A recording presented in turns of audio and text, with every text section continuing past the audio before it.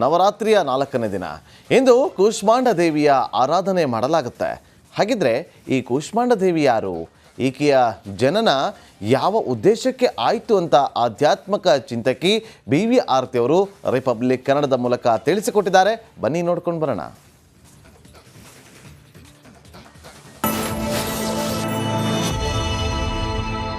ನಮಸ್ಕಾರ, ಎಲ್ರಿಗೂ ದಸರಾ ಹಬ್ಬದ ಹಾರ್ದಿಕ ಶುಭಾಶಯಗಳು. ವಿಜಯದಶಮಿಯ ಹಾರ್ದಿಕ ಶುಭಾಶಯಗಳು. ನವರಾತ್ರಿ ಹಬ್ಬ, ಬೊಂಬೆ ಹಬ್ಬ ತುಂಬ ಪ್ರಸಿದ್ಧವಾದದ್ದು. ಸಮಗ್ರ ಭಾರತ ವರ್ಷದ ಮೂಲೆಗಳಲ್ಲಿ ಹಿಂದಿನ ನಮ್ಮ ಅಖಂಡ ಭಾರತ ಯಾವುದಿತ್ತು ಆ ಕಡೆ ಅಫ್ಘಾನಿಸ್ತಾನ್, ಪರ್ಷಿಯಾಯಿಂದ ಈ ಕಡೆ ಕಂಬೋಡಿಯಾವರೆಗೂ, ಮೇಲೆ ಟಿಬೆಟ್ಟಿಂದ ಕೆಳಗೆ ಶ್ರೀಲಂಕಾವರೆಗೂ ಈ ಕಚಡ ಆಕ್ರಮಣಕಾರರು ಬಂದು ನಮ್ಮ ತುಂಡರಿಸುವ ಮುಂಚೆ ಎಲ್ಲವೂ ಒಂದಾಗಿ ಸರ್ವತ್ರ ಈ ಅದ್ಭುತವಾದಂಥ ಶರನ್ನವರಾತ್ರೋತ್ಸವದ ಆಚರಣೆ ಒಂದಲ್ಲ ಒಂದು ರೀತಿ ಆಗ್ತಿತ್ತು ಪ್ರಾದೇಶಿಕ ವೈವಿಧ್ಯಗಳಿಂದ. ಹಾಗೆ ಭಾರತ ಜನನಿಯ ತನುಜಾತೆಯಾದಂಥ ಕರ್ನಾಟಕ ಮಾತೆಯ ಅಂತರಂಗವಾದಂಥ ಮೈಸೂರಿನಲ್ಲಿ ವಿಶೇಷವಾದಂಥ ದಸರಾ ಆಚರಣೆ ಮಾಡ್ತೀವಿ. ಈ ದಸರಾ 9 ದಿನಗಳನ್ನು ನವರಾತ್ರಿ ಅಂತ ಕರೆದ್ರೆ ವಿಜಯದಶಮಿ ಸೇರಿಸಿ 10 ದಿನ ಮಾಡಿದ್ದನ್ನು ದಸರಾ ಅಂತ ಹೇಳುವಂಥದ್ದು ಒಂದು ಪದ್ಧತಿ. ಇವತ್ತು ನವರಾತ್ರದ 4ನೇ ದಿನ. ನವದುರ್ಗೆಯರನ್ನು ಪೂಜೆ ಮಾಡ್ತೀವಿ. ವಿಶೇಷವಾಗಿ ನವರಾತ್ರದಲ್ಲಿ ಇನ್ನೂ ನಾನಾ ರೂಪಗಳಲ್ಲಿ ಪೂಜೆ ಮಾಡ್ತೀವಿ. ನವದುರ್ಗೆಯರನ್ನು ಆರಾಧಿಸುವುದು ಬಹಳ ಪ್ರಸಿದ್ಧವಾದಂಥ ಒಂದು ಪದ್ಧತಿ. ಮೊದಲನೇ ದಿನ ಶೈಲಪುತ್ರಿಯನ್ನಾಗಿ, 2ನೇ ದಿನ ಬ್ರಹ್ಮಚಾರಿಣಿಯಾಗಿ, 3ನೇ ದಿನ ಚಂದ್ರಘಂಟೆ ಮದುವೆ ಹೆಣ್ಣಾಗಿ, 4ನೇ ದಿನ ಇವತ್ತು ನಾವು ಜಗನ್ಮಾತೆಯನ್ನು ಕೂಷ್ಮಾಂಡ ರೂಪದಲ್ಲಿ ಪೂಜೆ ಮಾಡ್ತೀವಿ. ಕೂಷ್ಮ ಅಂತಂದರೆ ಸೂಕ್ಷ್ಮ ಅಂತ ಅರ್ಥ, ಅಂಡ ಅಂದರೆ ಅಂಡ ಬೀಜ ಅಂತ. ಹೀಗೆ ಅತ್ಯಂತ ಸೂಕ್ಷ್ಮವಾದ ಬೀಜದ ರೂಪದಲ್ಲಿ ಸಮಸ್ತ ಬ್ರಹ್ಮಾಂಡವನ್ನು ತನ್ನ ಗರ್ಭದಲ್ಲಿ ಹೊಂದಿರುವಂಥ ಮಹಾತಾಯಿ, ಬ್ರಹ್ಮಾಂಡದ ತಾಯಿ, ಸಕಲ ಬ್ರಹ್ಮಾಂಡದ ಜನನಿಯೇ ಈ ಕೂಷ್ಮಾಂಡ ದೇವಿ. ಆ ಬ್ರಹ್ಮಕೀಟ ಜನನಿ. ಈ ಜಗತ್ತಲ್ಲಿರುವ ಸರ್ವಸ್ವವು ಅವಳದೇ ಒಂದು ಉತ್ಪತ್ತಿ. ಆದರೆ ಅದೆಲ್ಲವೂ ಅವಳೊಳಗೆ ಇದೆ. ಅದನ್ನು ಹುಟ್ಟಿಸಿ, ತಾನೇ ಧರಿಸಿ, ತಾನೇ ಲಯಗೊಳಿಸುವಂಥ ಸೃಷ್ಟಿ ಸ್ಥಿತಿ ಲಯ ಕಾರಿಣಿ ಜಗನ್ಮಾತೆ. ಅಂತಹ ಕೂಷ್ಮಾಂಡ ದೇವಿ ಮಾತೃತ್ವದ ಸಂಕೇತವಾಗಿದ್ದಾಳೆ. ಸಕಲ ಬ್ರಹ್ಮಾಂಡವನ್ನು ಬಸಿರಲಿ ಧರಿಸಿ ನಿತ್ಯವೂ ಪೊರೆವಳು ಅಂತ ಕವಿಗಳು ಹಾಡ್ತಾರಲ್ಲ, ಹಾಗೆ ಸಕಲ ಬ್ರಹ್ಮಾಂಡವೇ ಅವಳ ಹೊಟ್ಟೆನಲ್ಲಿ ಒಂದು ಸಣ್ಣ ಅಂಡದ ರೂಪದಲ್ಲಿದೆ. ಅಂದರೆ ಅವಳ ಎಷ್ಟು ಅನಂತ ಸ್ವರೂಪಿಣಿ ಅಂತ ಗೊತ್ತಾಗುತ್ತೆ. ಈ ನಮ್ಮ ದೇವತಾ ರೂಪಗಳು ನಮ್ಮ ಹಾಗೆ ಮಾಂಸಲ ದೇಹವುಳ್ಳಂಥ ರೂಪಗಳಲ್ಲ. ಇವುಗಳೆಲ್ಲ ಸಮಸ್ತ ವಿರಾಟ್ ಬ್ರಹ್ಮಾಂಡವನ್ನು ಪ್ರತಿನಿಧಿಸುವಂಥ ರೂಪಗಳು ಅಂತ ಗೊತ್ತಾಗತ್ತೆ. ಅಂಥ ಇಡೀ ಜಗತ್ತನ್ನು ನಡೆಸ್ತಾ ಇರುವಂಥ ಮಹಾಪ್ರಕೃತಿ ಆದ್ಯಾಶಕ್ತಿ ಜಗನ್ಮಾತೃ ಸ್ವರೂಪಿಣಿ ಏನಿದೆ, ಸ್ವರೂಪ ಏನಿದೆ, ಅದೇ ಕೂಷ್ಮಾಂಡ ದೇವಿಯ ರೂಪವಾಗಿದೆ. ಅಂತ ಕೂಷ್ಮಾಂಡ ನಾವು ನೋಡ್ತಾ ಇರುವ ಶೈಲಪುತ್ರಿ, ಬ್ರಹ್ಮಚಾರಿಣಿ, ಚಂದ್ರಘಂಟ, ಆ ಹಿನ್ನೆಲೆಯಲ್ಲಿ ನೋಡಿದಾಗ ಅವಳು ಮದುವೆ ಹೆಣ್ಣಾದ್ಲು. ಈಗ ಅವಳು ತಾಯಿ ಆಗ್ತಾ ಇದ್ದಾಳೆ. ಸಮಸ್ತ ಬ್ರಹ್ಮಾಂಡವನ್ನು ಪ್ರಸವಿಸೋದಕ್ಕೆ ಅವಳು ಸಿದ್ಧಳಾಗಿದ್ದಾಳೆ. ಸಮಸ್ತ ಬ್ರಹ್ಮಾಂಡ ನಿರಂತರವೂ ಸೃಷ್ಟಿಯಾಗ್ತಿದೆ ಅಂತ ನಮ್ಮ ಪುರಾಣಗಳು ಹೇಳುತ್ತವೆ. ಅನುಕ್ಷಣವೂ ನಾನೀಗ ಮಾತಾಡ್ತಾ ಇರುವಾಗಲೇ ಅದೆಷ್ಟೋ ಸೃಷ್ಟಿ ಆಗಿಬಿಟ್ಟಿರುತ್ತೆ. ಪ್ರತಿ ಕ್ಷಣವೂ ಸೃಷ್ಟಿ ಆಗ್ತಾನೇ ಇದೆ, ಲಯವಾಗ್ತಾನೇ ಇದೆ, ಸೃಷ್ಟಿ ಆಗ್ತಾನೇ ಇದೆ, ಲಯವಾಗ್ತಾನೇ ಇದೆ. ಎಲ್ಲೋ ಒಂದು ಕಡೆ ಏನೋ ಹುಟ್ಟುತ್ತಾನೇ ಇದೆ, ಏನೋ ಅಳಿತಾನೇ ಇದೆ. ಇದು ಸೃಷ್ಟಿಯ ಡೈನಮಿಕ್ ಫಾರ್ಮ್, ಅಂದರೆ ನಿರಂತರ ಸಕ್ರಿಯವಾಗಿರುವಂಥ ಸೃಷ್ಟಿಯ ರೂಪ. ಹೀಗೆ ನಡೆಸ್ತಾ ಇರುವಂಥ ಇಚ್ಛಾ ಜ್ಞಾನ ಕ್ರಿಯಾಶಕ್ತಿಗಳೇ ಜಗನ್ಮಾತೆ ಕೂಷ್ಮಾಂಡ ದೇವಿ. ಹಾಗಾಗಿ ಮಹಾಮಾತೆಯಾದಂಥ ಕೂಷ್ಮಾಂಡಳನ್ನು ಸ್ಮರಿಸಿದಾಗ ನಮಗೆ ಮಾತೃತ್ವವು, ಸಂತಾನ ಪ್ರಾಪ್ತಿಯು, ಶುಭವು ಉಂಟಾಗುತ್ತೆ. ಗಾರ್ಹಸ್ಥ್ಯದಲ್ಲಿ ಸಂತೋಷ ಉಂಟಾಗುತ್ತೆ. ಸಂಸಾರ ಜೀವನ ಚೆನ್ನಾಗಿರುತ್ತೆ. ಜೊತೆಗೆ ನಾನು ನನ್ನ ಮಕ್ಕಳು ಇಷ್ಟೇ ಅಲ್ಲ ಜೀವನ, ಸಮಸ್ತ ಬ್ರಹ್ಮಾಂಡವೇ ನನ್ನ ಮನೆ ಅಂತ ವಿಶಾಲ ದರ್ಶನ ಕೂಡ ನಮಗೆ ಸಿಕ್ಕತ್ತೆ. ಹಾಗಾಗಿ ಕೂಷ್ಮಾಂಡ ದೇವಿಯನ್ನು ವಿಶೇಷವಾಗಿ ಪೂಜೆ ಮಾಡ್ತೀವಿ ಈ ನವರಾತ್ರದ 4ನೇ ದಿನ. ಇನ್ನೇನು ಸ್ಕಂದನನ್ನು, ಸುಬ್ರಹ್ಮಣ್ಯನಿಗೆ ಜನ್ಮ ಕೊಡೋದಕ್ಕೆ ಸಿದ್ಧಳಾಗಿದ್ದಾಳೆ. ಧರ್ಮ ರಕ್ಷಣೆಗೆ ಬೇಕಾದ ವ್ಯವಸ್ಥೆಯನ್ನು ರೀಸೆಟ್ ಮಾಡ್ತಾಳೆ ಜಗನ್ಮಾತೆ. ನಾವು ಕ್ಲಾಕ್ ರೀಸೆಟ್ ಮಾಡ್ಕೊಳ್ಳೋ ಹಾಗೆ ಧರ್ಮ ತನ್ನಂತಾನೇ ರೀಸೆಟ್ ಮಾಡ್ಕೊಳ್ಳುತ್ತೆ. ದುಷ್ಕರ್ಮಿಗಳು, ಹಠಾಟೋಪ ಅವರು ಜಾಸ್ತಿ ಆದಾಗ, ಈ ನಮ್ಮ ದೇಶ ಧರ್ಮಗಳನ್ನು ನಾಶ ಮಾಡುವ ಪ್ರಯತ್ನಗಳಾದಾಗ ಧರ್ಮ ನೋಡೋಷ್ಟು ನೋಡುತ್ತೆ, ಕೊನೆಗೆ ಎಲ್ಲವನ್ನು ರೀಸೆಟ್ ಮಾಡುತ್ತೆ. ದುಷ್ಟ ದಮನ ಶಿಷ್ಟ ರಕ್ಷಣೆ ಆಗೇ ಆಗುತ್ತೆ. ಅಂಥ ಆ ದುಷ್ಟ ದಮನ ಶಿಷ್ಟ ರಕ್ಷಣೆಗೆ ಒಳ್ಳೆ ನಾಯಕತ್ವ ಬೇಕು. ಅಂಥ ನಾಯಕತ್ವವನ್ನು ಹುಟ್ಟಿಸೋದಕ್ಕೆ, ಸ್ಕಂದನನ್ನು ಹುಟ್ಟಿಸೋದಕ್ಕೆ, ಸ್ಕಂದ ಮಾತಾ ಆಗೋದಕ್ಕೆ ಪೂರ್ವದಲ್ಲಿ ಅವಳು ಗರ್ಭಿಣಿಯಾಗಿದ್ದಾಳೆ. ಅಂಥ ಬ್ರಹ್ಮಾಂಡವನ್ನು ಅಥವಾ ಬ್ರಹ್ಮಾಂಡ ನಾಯಕನನ್ನು ಪ್ರಸವಿಸೋದಕ್ಕೆ ಅವಳು ಸಿದ್ಧಳಾಗಿದ್ದಾಳೆ ಅನ್ನೋ ಅರ್ಥವೂ ಬರುತ್ತೆ. ಅಂಥ ಕೂಷ್ಮಾಂಡ ದೇವಿ ನಮಗೆಲ್ಲ ಶುಭವನ್ನುಂಟು ಮಾಡಲಿ. ನಮಸ್ಕಾರ.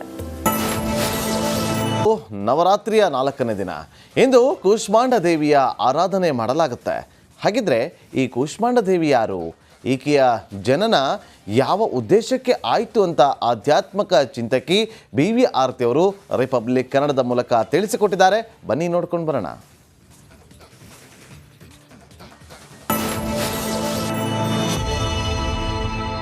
ನಮಸ್ಕಾರ. ಎಲ್ರಿಗೂ ದಸರಾ ಹಬ್ಬದ ಹಾರ್ದಿಕ ಶುಭಾಶಯಗಳು. ವಿಜಯದಶಮಿಯ ಹಾರ್ದಿಕ ಶುಭಾಶಯಗಳು. ನವರಾತ್ರಿ ಹಬ್ಬ, ಬೊಂಬೆ ಹಬ್ಬ ತುಂಬ ಪ್ರಸಿದ್ಧವಾದದ್ದು.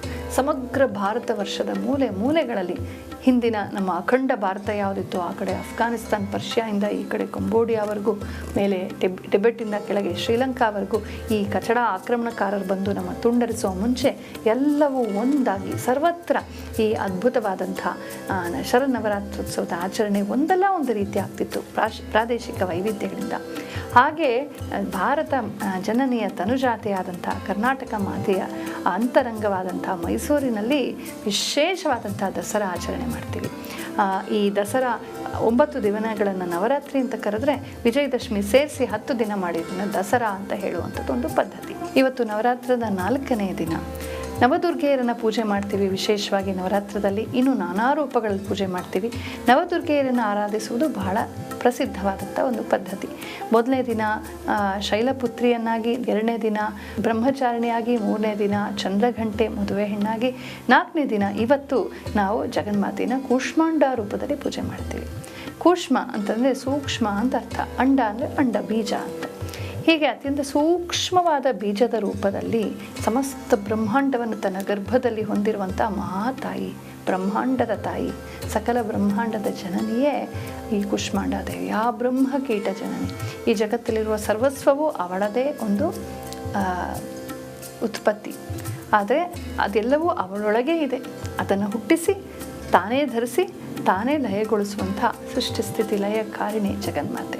ಅಂತಹ ಕೂಷ್ಮಾಂಡ ದೇವಿ ಮಾತೃತ್ವದ ಸಂಕೇತವಾಗಿದ್ದಾಳೆ. ಸಕಲ ಬ್ರಹ್ಮಾಂಡವನ್ನು ಬಸಿರಲಿ ಧರಿಸಿ ನಿತ್ಯವೂ ಪೊರೆವಳು ಅಂತ ಕವಿಗಳು ಹಾಡ್ತಾರಲ್ಲ, ಹಾಗೆ ಸಕಲ ಬ್ರಹ್ಮಾಂಡವೇ ಅವಳ ಹೊಟ್ಟೆನಲ್ಲಿ ಒಂದು ಸಣ್ಣ ಅಂಡದ ರೂಪದಲ್ಲಿದೆ. ಅಂದರೆ ಅವಳ ಎಷ್ಟು ಅನಂತ ಸ್ವರೂಪಿಣಿ ಅಂತ ಗೊತ್ತಾಗುತ್ತೆ. ಈ ನಮ್ಮ ದೇವತಾ ರೂಪಗಳು ನಮ್ಮ ಹಾಗೆ ಮಾಂಸಲ ದೇಹವುಳ್ಳಂಥ ರೂಪಗಳಲ್ಲ. ಇವುಗಳೆಲ್ಲ ಸಮಸ್ತ ವಿರಾಟ್ ಬ್ರಹ್ಮಾಂಡವನ್ನು ಪ್ರತಿನಿಧಿಸುವಂಥ ರೂಪಗಳು ಅಂತ ಗೊತ್ತಾಗತ್ತೆ. ಅಂಥ ಇಡೀ ಜಗತ್ತನ್ನು ನಡೆಸ್ತಾ ಇರುವಂಥ ಮಹಾಪ್ರಕೃತಿ ಆದ್ಯಾಶಕ್ತಿ ಜಗನ್ಮಾತೃ ಸ್ವರೂಪಿಣಿ ಏನಿದೆ, ಸ್ವರೂಪ ಏನಿದೆ, ಅದೇ ಕೂಷ್ಮಾಂಡ ದೇವಿಯ ಪ್ರತಿ ರೂಪವಾಗಿದೆ. ಅಂತ ಕೂಷ್ಮಾಂಡ ನಾವು ನೋಡ್ತಾ ಇರುವ ಶೈಲಪುತ್ರಿ, ಬ್ರಹ್ಮಚಾರಿಣಿ, ಚಂದ್ರಘಂಟ, ಆ ಹಿನ್ನೆಲೆಯಲ್ಲಿ ನೋಡಿದಾಗ ಅವಳು ಮದುವೆ ಹೆಣ್ಣಾದ್ಲು. ಈಗ ಅವಳು ತಾಯಿ ಆಗ್ತಾ ಇದ್ದಾಳೆ. ಸಮಸ್ತ ಬ್ರಹ್ಮಾಂಡವನ್ನು ಪ್ರಸವಿಸೋದಕ್ಕೆ ಅವಳು ಸಿದ್ಧಳಾಗಿದ್ದಾಳೆ. ಸಮಸ್ತ ಬ್ರಹ್ಮಾಂಡ ನಿರಂತರವೂ ಸೃಷ್ಟಿಯಾಗ್ತಿದೆ ಅಂತ ನಮ್ಮ ಪುರಾಣಗಳು ಹೇಳುತ್ತವೆ. ಅನುಕ್ಷಣವೂ ನಾನೀಗ ಮಾತಾಡ್ತಾ ಇರುವಾಗಲೇ ಅದೆಷ್ಟೋ ಸೃಷ್ಟಿ ಆಗಿಬಿಟ್ಟಿರುತ್ತೆ. ಪ್ರತಿ ಕ್ಷಣವೂ ಸೃಷ್ಟಿ ಆಗ್ತಾನೇ ಇದೆ, ಲಯವಾಗ್ತಾನೇ ಇದೆ, ಸೃಷ್ಟಿ ಆಗ್ತಾನೇ ಇದೆ, ಲಯವಾಗ್ತಾನೇ ಇದೆ. ಎಲ್ಲೋ ಒಂದು ಕಡೆ ಏನೋ ಹುಟ್ಟುತ್ತಾನೇ ಇದೆ, ಏನೋ ಅಳಿತಾನೇ ಇದೆ. ಇದು ಸೃಷ್ಟಿಯ ಡೈನಮಿಕ್ ಫಾರ್ಮ್, ಅಂದರೆ ನಿರಂತರ ಸಕ್ರಿಯವಾಗಿರುವಂಥ ಸೃಷ್ಟಿಯ ರೂಪ. ಹೀಗೆ ನಡೆಸ್ತಾ ಇರುವಂಥ ಇಚ್ಛಾ ಜ್ಞಾನ ಕ್ರಿಯಾಶಕ್ತಿಗಳೇ ಜಗನ್ಮಾತೆ ಕೂಷ್ಮಾಂಡ ದೇವಿ. ಹಾಗಾಗಿ ಮಹಾಮಾತೆಯಾದಂಥ ಕೂಷ್ಮಾಂಡಳನ್ನು ಸ್ಮರಿಸಿದಾಗ ನಮಗೆ ಮಾತೃತ್ವವು, ಸಂತಾನ ಪ್ರಾಪ್ತಿಯು, ಶುಭವೂ ಉಂಟಾಗುತ್ತೆ. ಗಾರ್ಹಸ್ಥ್ಯದಲ್ಲಿ ಸಂತೋಷ ಉಂಟಾಗುತ್ತೆ. ಸಂಸಾರ ಜೀವನ ಚೆನ್ನಾಗಿರುತ್ತೆ.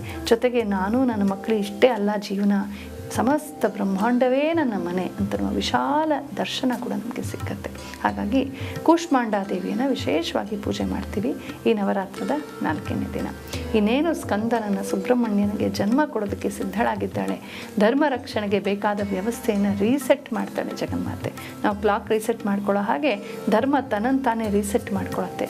ದುಷ್ಕರ್ಮಿಗಳು ಹಠಾಟೋಪ ಅವರು ಜಾಸ್ತಿ ಆದಾಗ, ಈ ನಮ್ಮ ದೇಶ ಧರ್ಮಗಳನ್ನು ನಾಶ ಮಾಡುವ ಪ್ರಯತ್ನಗಳಾದಾಗ ಧರ್ಮ ನೋಡೋಷ್ಟು ನೋಡುತ್ತೆ, ಕೊನೆಗೆ ಎಲ್ಲವನ್ನು ರೀಸೆಟ್ ಮಾಡುತ್ತೆ. ದುಷ್ಟ ದಮನ ಶಿಷ್ಟ ರಕ್ಷಣೆ ಆಗೇ ಆಗುತ್ತೆ. ಅಂಥ ಆ ದುಷ್ಟ ದಮನ ಶಿಷ್ಟ ರಕ್ಷಣೆಗೆ ಒಳ್ಳೆ ನಾಯಕತ್ವ ಬೇಕು. ಅಂಥ ನಾಯಕತ್ವವನ್ನು ಹುಟ್ಟಿಸೋದಕ್ಕೆ, ಸ್ಕಂದನನ್ನು ಹುಟ್ಟಿಸೋದಕ್ಕೆ, ಸ್ಕಂದ ಮಾತಾ ಆಗೋದಕ್ಕೆ ಪೂರ್ವದಲ್ಲಿ ಅವಳು ಗರ್ಭಿಣಿಯಾಗಿದ್ದಾಳೆ. ಅಂಥ ಬ್ರಹ್ಮಾಂಡವನ್ನು ಅಥವಾ ಬ್ರಹ್ಮಾಂಡ ನಾಯಕನನ್ನು ಪ್ರಸವಿಸೋದಕ್ಕೆ ಅವಳು ಸಿದ್ಧಳಾಗಿದ್ದಾಳೆ ಅನ್ನೋ ಅರ್ಥವೂ ಬರುತ್ತೆ. ಅಂಥ ಕೂಷ್ಮಾಂಡ ದೇವಿ ನಮಗೆಲ್ಲ ಶುಭವನ್ನುಂಟು ಮಾಡಲಿ. ನಮಸ್ಕಾರ.